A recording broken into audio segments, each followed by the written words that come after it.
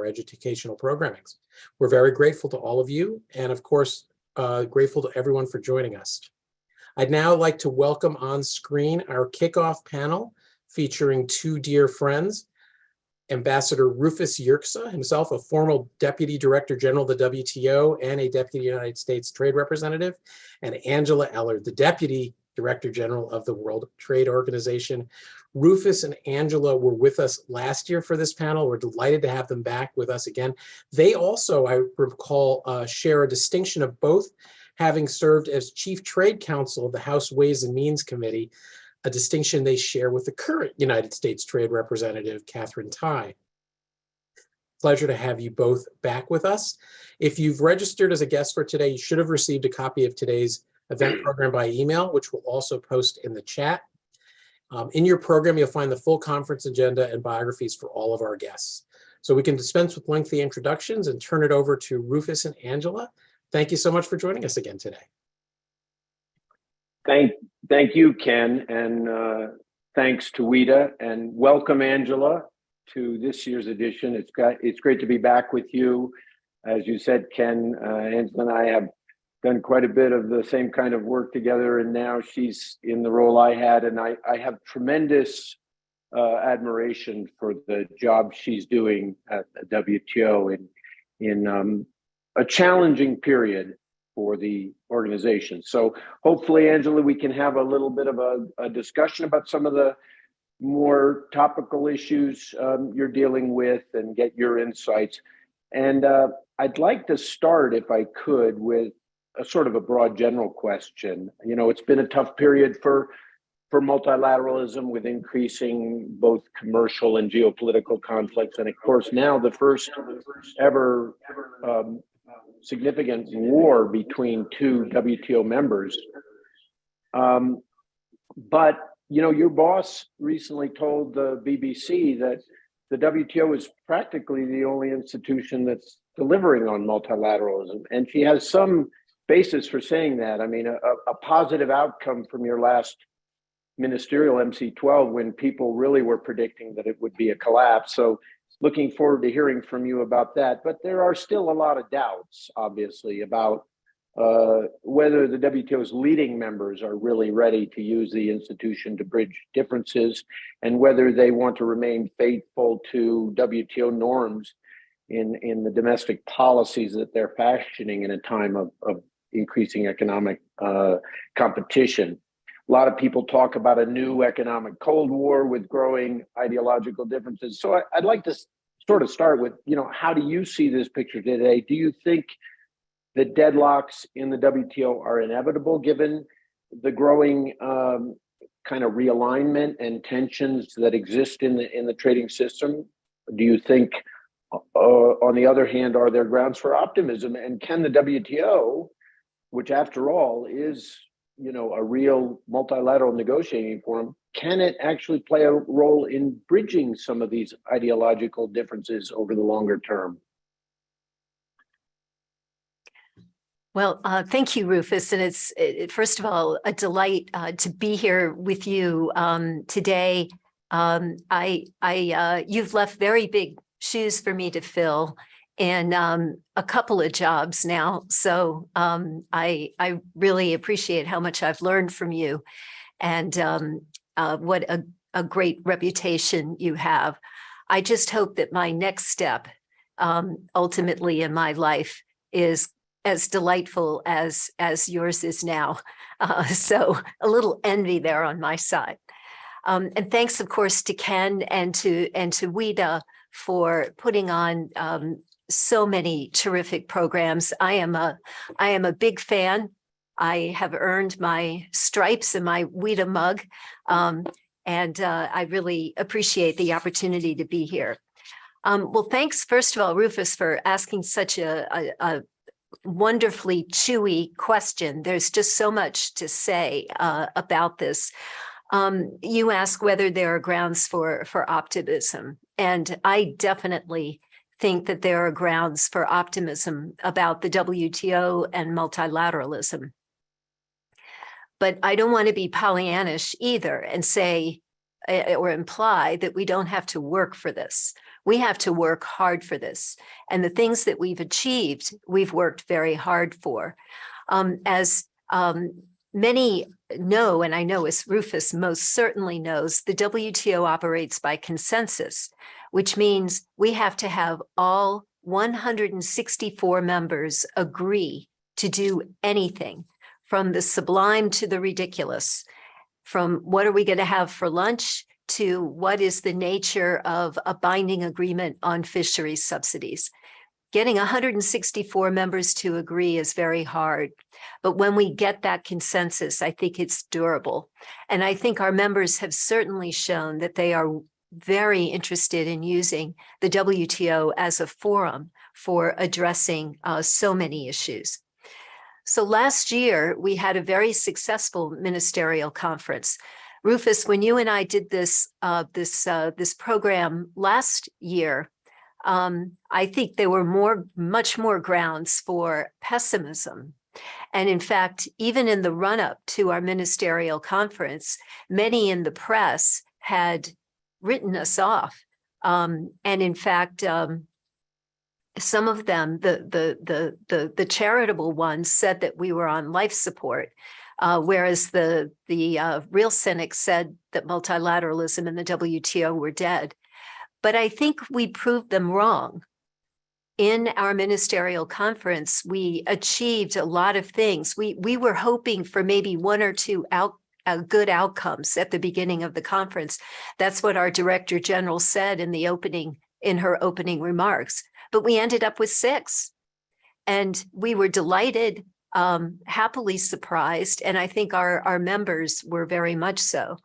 And of course, this happened in the midst of a war, a global pandemic, and a food crisis, perhaps maybe even because of those challenges.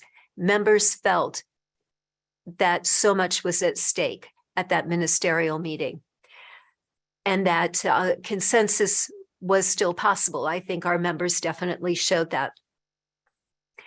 But there's a lot of work ahead. We were not successful on agriculture. And so we do have to work on that, particularly the food security aspects of agriculture. We have a second wave of fish negotiations. We achieved a binding agreement on fisheries subsidies that is, I think, quite a potent tool to be used against unsustainable fishing practices and subsidies. But there's more work to be done in a second agreement. We also have more work to do on intellectual property, the trade-related intellectual property elements relating to the pandemic, in particular on diagnostics and therapeutics. We also have many development-related issues to address, as well as the extension of the moratorium on e-commerce, which expires next year in March.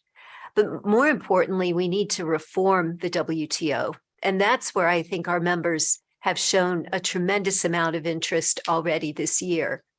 Our next ministerial conference is about a year away, so we have a lot of work to do to figure out what the issues are for reform and how we go about doing them. As you can imagine, reform means different things to different members, so we have to establish a common understanding of what we mean. And there's, to the extent there's talk that perhaps we don't need multilateralism and that the world is de-globalizing, I think personally that instead we should have to acknowledge that there have been changes in the world. Everything's not the same as it was even a year ago or before the pandemic or 5 or 10 years ago. But what we're seeing, instead of de-globalizing, we should be re-globalizing, but not abandoning globalization and multilateralism. And I think it's principally because of the new ways that we're trading. We see more trade in services, the growth of trade in intangibles. Supply chains, of course, are being reconfigured. And domestic policy responses to the nature of supply chains is also important. We're seeing a trend towards friendshoring, reshoring entirely, strong comments being made by leaders all over the world, which creates a tremendous loss of global GDP. The climate crisis is becoming even more severe, and we're seeing a lot of responses now that are unilateral, fragmented, leading to decision-making that may not take into account the interests of developing members. Those are all of the problems that we're seeing. And then finally, I would note the issue of sustainable development more broadly is a key issue for our members. So the WTO and institutions like us are particularly important now. The WTO, though, is the only multilateral trade organization that deals with trade and deals with trade in a way of establishing rules and using dispute settlement to the extent we can right now. And I know we'll get into that.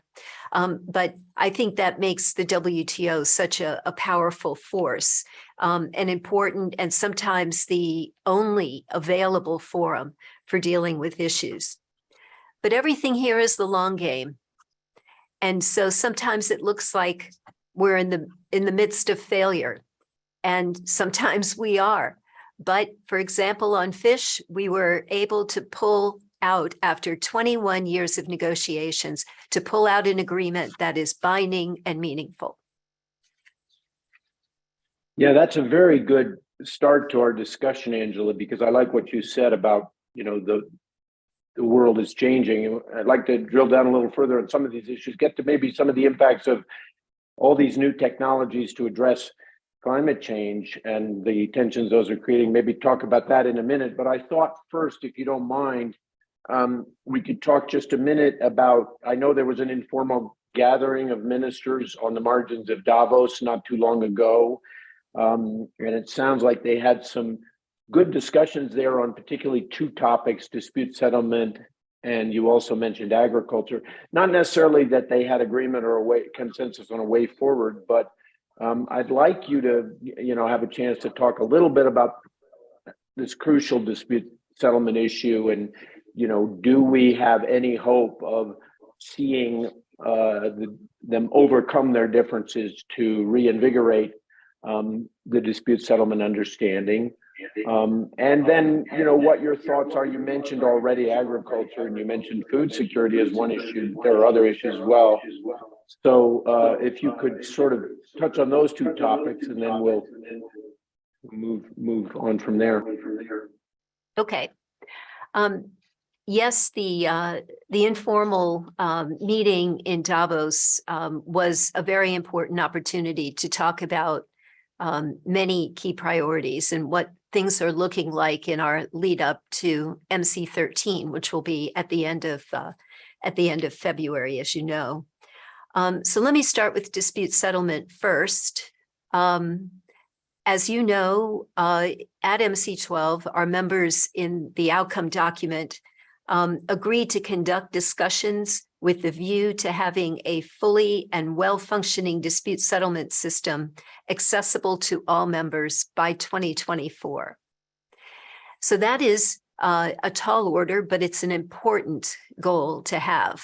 Dispute settlement, after all, is the element that gives meaning to the rules that we set. It makes them enforceable. It makes members accountable to each other. And they use dispute settlement extensively. But we have around 30 disputes right now that are pending before an appellate body that is not functioning, the so-called appeal into the void. And so the lack of finality here is making the need even more acute. So the US, which of course has been raising concerns about dispute settlement for many, many years now, the US began an informal process last year in an effort to bring members together to talk about what the problems are that they perceive and what potential solutions may be. So that process finished a couple of weeks ago. And now many of our members are eager to start the next step the next phase to bring them closer to agreement, hopefully. But I think the U.S. effort has been a very welcome development. It's something that has led to a very full discussion about the nature of dispute settlement and what it should be. And of course, we all appreciate the political sensitivities here. But at the same time, if we're to stay on track for 2024, things really have to start getting to move forward more quickly. The process needs to be accelerated and enhanced, and it has to evolve into more concrete proposals and steps, ideas that could be endorsed. So there is a tough road ahead. But in the meantime, of course, our dispute settlement system has not ground to a halt. I mentioned the 30 countries, the 30 disputes that have been appealed into the void. But at the same time, we still have new cases being brought all the time, just 2 within the last month, for example. And our members are also turning to other mechanisms to resolve disputes, either at the initial level or at the appellate level. For example, equivalent to the appellate level, such as through the Article 25 arbitration procedures or the MPIA, the multi-party, I forget what the I stands for, that helps members work out disputes. We've had 2 cases go through these processes successfully and on time. So there is still plenty to do with respect to dispute settlement, and I think there is some real need to get started on that as quickly as possible.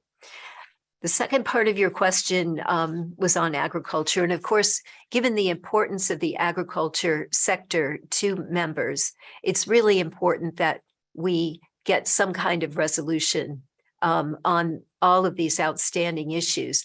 But it's difficult on agriculture. It's been a long-standing issue of controversy for some time. I think one of the areas where there's been a lot of productive focus recently has been on the food security aspects of agriculture. And that has to be a critical component in future negotiations.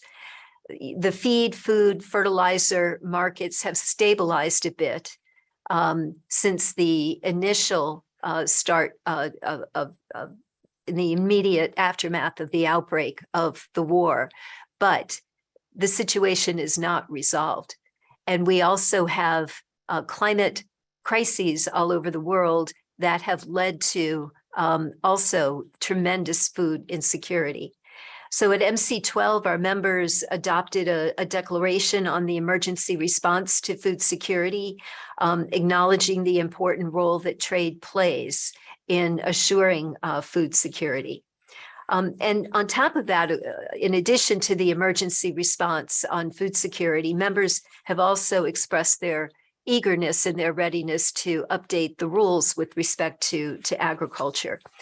So this is something that we're hoping to see more work on.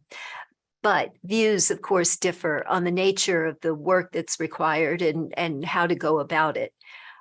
So members, at this point, if we want to have any kind of result, they have to move from their entrenched positions and try to find areas of commonality that they can pursue.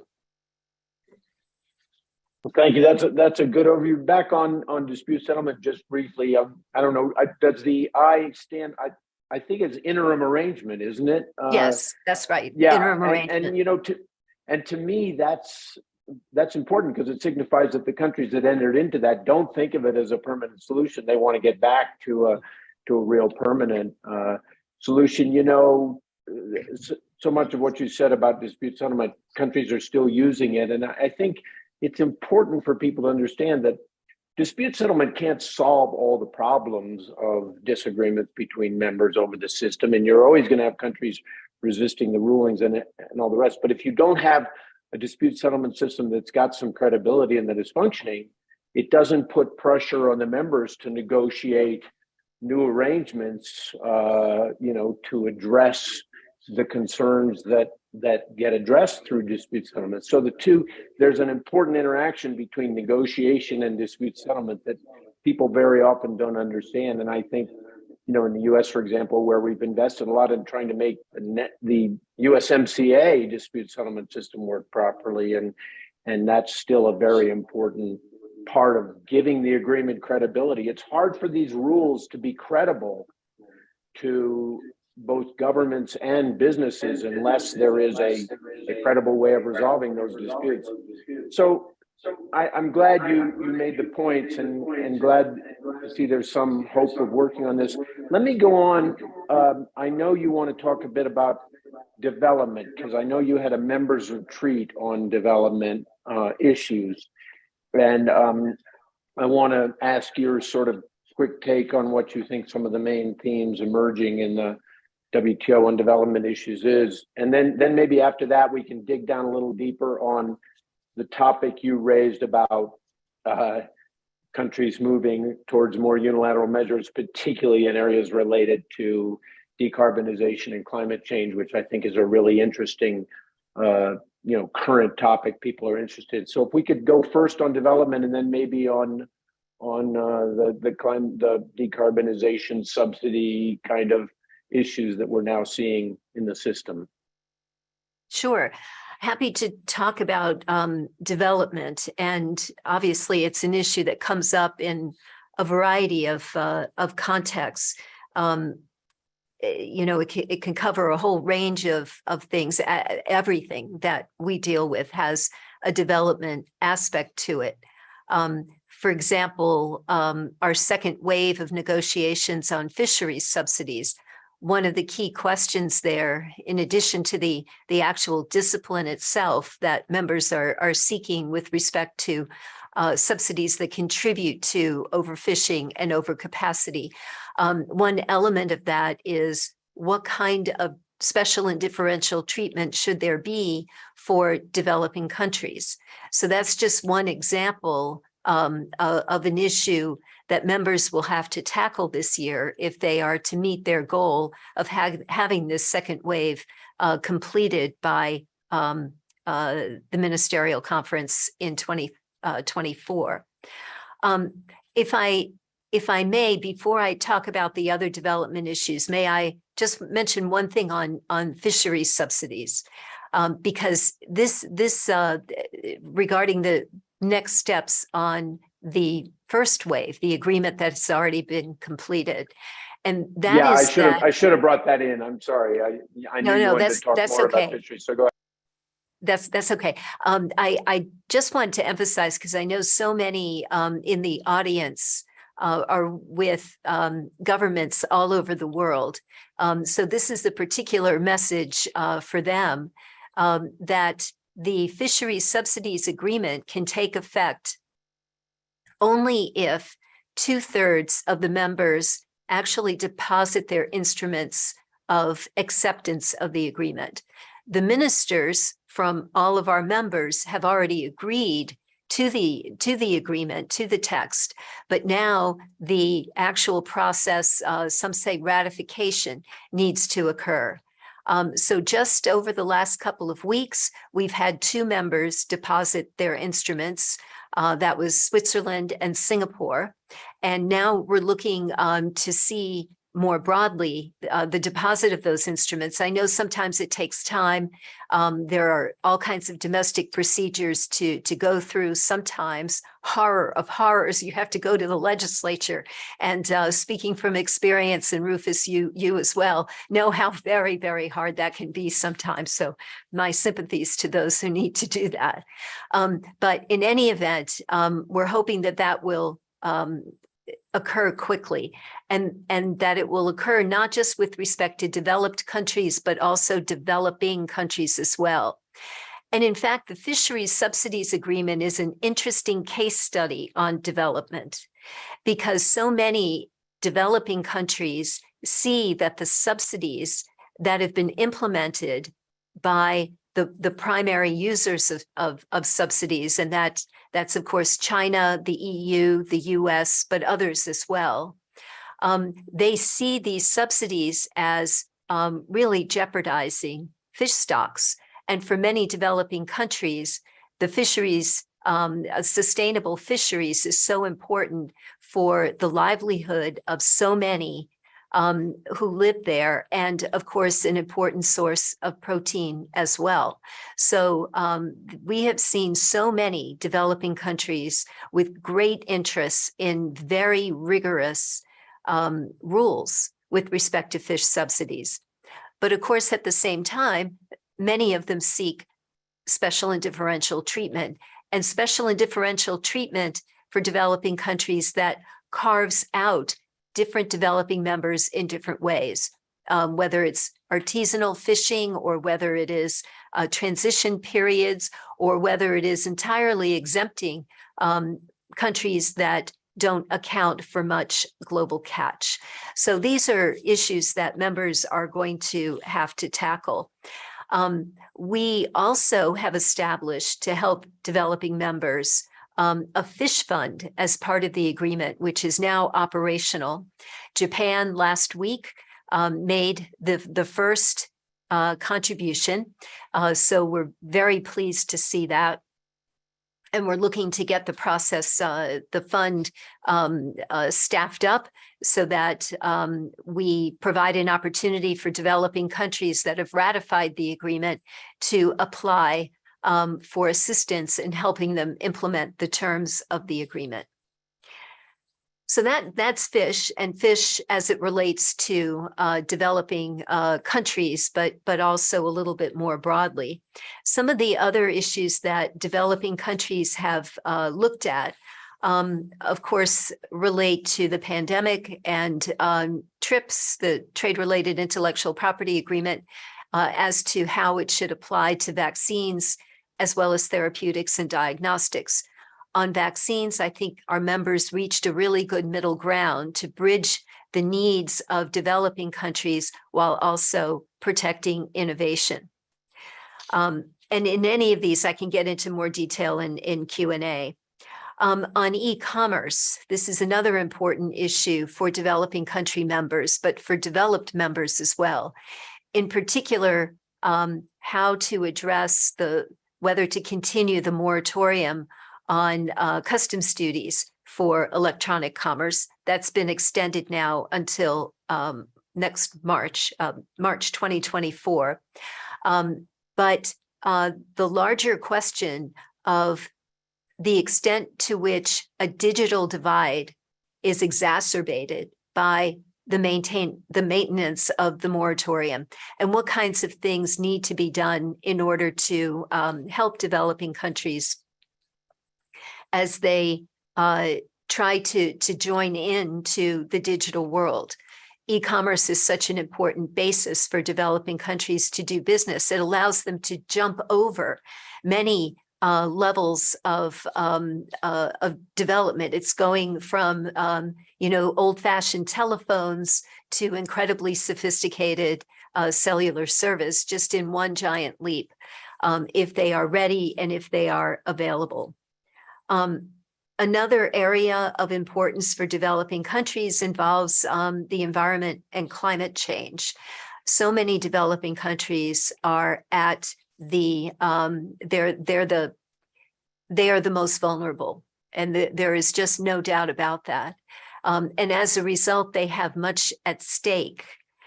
But at the same time, I think there are issues relating to what their obligations should be with respect to climate change.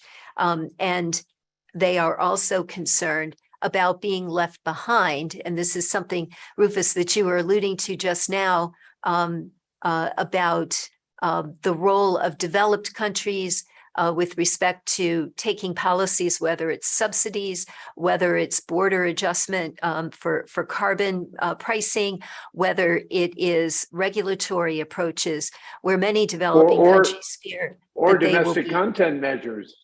Or domestic content measures, absolutely, that leave them behind. So these are definitely questions that you're asking, good questions that you're asking. There are a lot of things that the WTO can do to address some of these needs that help both developed and developing countries.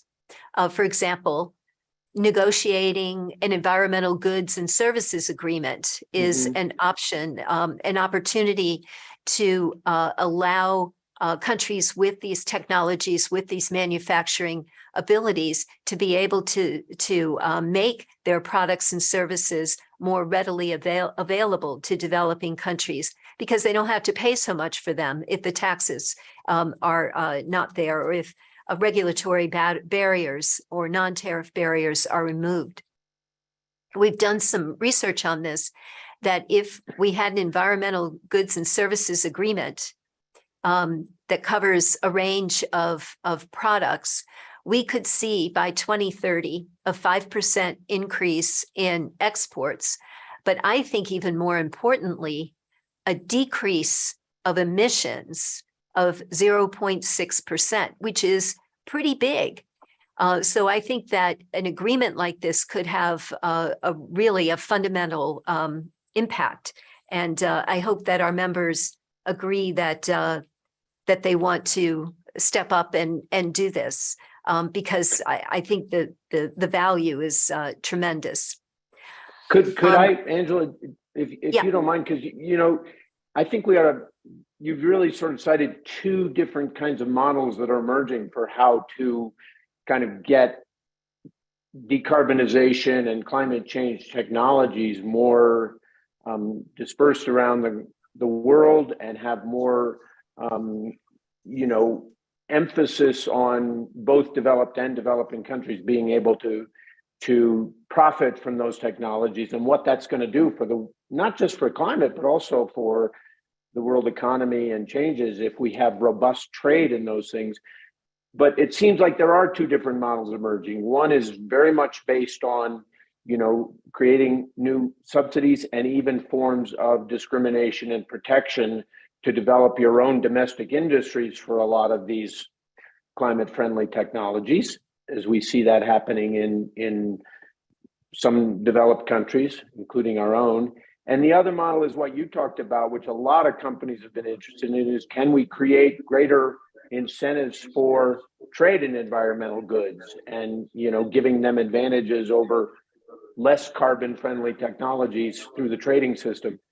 So I wonder if that's sort of something that is gaining currency among the members, because I worked on a lot of those the predecessor, e.g. environmental goods agreement negotiations, which came apart at a ministerial for really unfortunate reasons. But do you see hopeful signs that people now want to reinvigorate the environmental goods and services talks? Yes, I do. But we need more of a momentum if this is really to launch. I was, by the way, very glad to see at the end of last year the bipartisan resolution introduced in the House Ways and Means Committee by Congressman Kevin Brady, Congresswoman Susan DelBene. It was just terrific to see that kind of bipartisanship on such an important issue. So that gives me a lot of hope that if we have bipartisanship in Congress on this topic, and members take on this issue, by members I mean WTO members take on this issue as something to be worked on, I'm very optimistic. I mean, the first step is coming up with a list of products, and whatever battles there were before on lists of products, we do have the agreed upon APEC list. Things can be added to that. Members can really have a debate on very focused issues. Back in 2016, when that agreement broke apart, well, that was 6 years ago. Lots has changed, the products have changed, the technology has changed, and the need, the imperative of the climate emergency has changed. So I'm hoping that will bring more of our WTO members together on this. It's a tool for development as well. Great. I wish we had more time to talk about more things, but I know Ken wants to come in with some hopefully some further stuff from the audience before we go on to the next session. We could talk a lot more about a lot of issues, but Ken, please. Thank you so much. There's so much to cover, Angela. Really grateful to you always. So we don't have a whole lot of time, only about 6 minutes. So there's several really good questions. There's like a half dozen in there, but there are 3 buckets. So I'm going to throw all 3 buckets out at you. We'll get to as much of it as you can. Bucket Okay. 1 has to do with the recent national security case and the implications for the DSU. So there's 1. 2, discussions talking about post-pandemic issues, work of the WTO in conjunction with the World Health Organization, as well as work towards finding a middle ground regarding vaccines that some folks were asking about. And then the 3rd bucket is related to some of the bigger questions that have emerged about China in recent years, in the United States especially, about, it was on the assumption that the WTO was based on an organization of market economies. When you have countries that are coming in that are less market economy oriented, what does that mean for the overall system? So those are the 3 buckets: national security / DSU, China, and work on post-pandemic and pandemic related issues. Okay. All right. Where to start? Let me start with the last question first, on China, or non-market economies. It's a very interesting question. There's a lot of discussion about this here, whether the WTO was designed for a particular form of economic system. And now we have not just one member, but several members with different economic systems. And even among those that nominally have the same economic system, there are variations on a theme and unilateral practices and policies that any market economy can take that create perhaps some distortions in the market. I think that it covers just a whole range of behaviors, and we don't have time to get into that right now, but I'll just focus on one aspect, which is subsidies, and the question of whether we should strengthen the rules on subsidies to deal either with the question of non-market economies or with policies that are undertaken that some say distort the market. The very first step here is gaining information about this. So the WTO has done some work with the OECD, the World Bank, the fund last year, and issued the first report, a study outlining how we should go about getting facts and assessing the impact of subsidies. The next step in terms of getting facts, after getting facts, would be to see what kinds of things the members want to do. We're a member-driven organization. So if the members can find consensus on something, then that is the goal. Now, some might say, why would non-market economies do that? Well, perhaps they see subsidies, and just dealing with subsidies in my comment here, they may see the question more broadly than just as a non-market economy question. That could be something perhaps that would bring them to the table. I don't know, but it's for members to decide. Post-pandemic work, yes, we have done quite a bit of work with the WHO, and that is work that continues. It doesn't end. The pandemic may seem like it's over in the US or Europe, but it's not, and so many places in the world who have really not been able to deal with it as effectively. So looking at not just intellectual property, but the trade-related aspects of pandemics for this pandemic and for potentially future pandemics is going to be very important. Our work with the WHO, combined with our work with vaccine manufacturers, with people at companies at every level in the supply chain, is important to bring them together to get a knowledge base, and to also show policymakers what the consequences are for particular policy decisions. So that work will very much continue. Finally, on national security and the implications for the DSU. We could obviously spend all night talking about this issue. The U.S. said at the last meeting of the dispute settlement body that the fact that the WTO panel ruled against it now in several cases with respect to whether the essential security exception is self-judging. The U.S. has said it's going to be an element for dispute settlement reform and that it is seeking clarification on that. Other members see it very differently and believe that the exception was not exercised properly by the United States. I think there's also a question of whether we can resolve these issues and have a resolution in a way that doesn't require the essential security exception. And the U.S. has alluded to that.